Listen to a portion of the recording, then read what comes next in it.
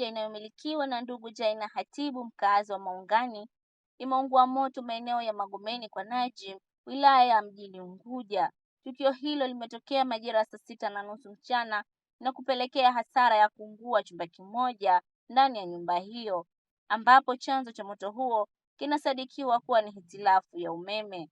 Akizungumza juu ya tukio hilo, msaidizi wa kituo cha zimamoto mjini, msaidizi mrakibu Halfan Suleiman Pandu, amesema wamefika eneo la tukio mara baada ya kupata taarifa na kufanikiwa kudhibiti moto huo. Nilipata taarifa ya moto saa 6:32 kwamba kuna nyumba inaungua moto Magomeni. Na tumefika eneo la tukio kwenye nyumba inaungua moto. Na katika nyumba hiyo ina vyumba vitano. Kilichoathirika zaidi ni chumba kimoja na sasa hivi tunamalizia.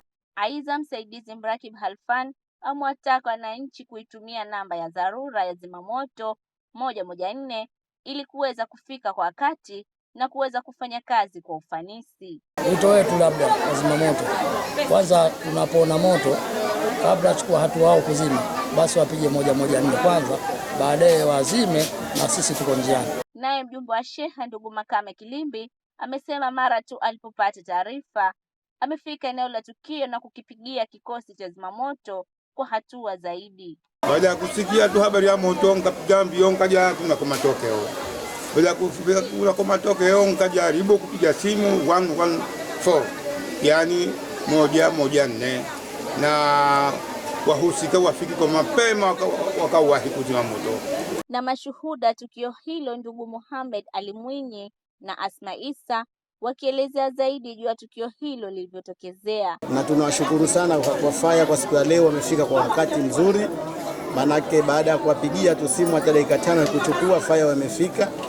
Ingawa ni mazingira yetu ya mtaa wetu yako vibaya kwa ujengaji wetu wa kiholela, maana faya ilishindwa kufika chini ya nyumba, lakini pia tuwashukuru sana faya kwa vitendea kazi vya kisasa walivyonavyo. Wameweza kuunga mpira wao, wamefika nao mpaka huko kwenye tukio na wakazima moto kwa haraka sana.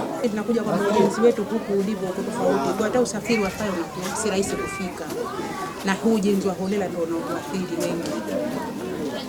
Kwa hiyo wenye nyumba wanatakiwa wawe na tahadhari na nyumba zao, na wanapokuwa taarifa kuhusu nyumba zao wawe na haraka ya kufuatilia, sio kukaa tu mpaka inatokea tatizo. Mtu sasa kisha kula hasara unamfanyia nini? Nyumba hiyo inaishi familia 6, ambapo thamani halisi ya tukio hilo halikuweza kufahamika kwa wakati huo. Nikiripoti Halima Mbarak.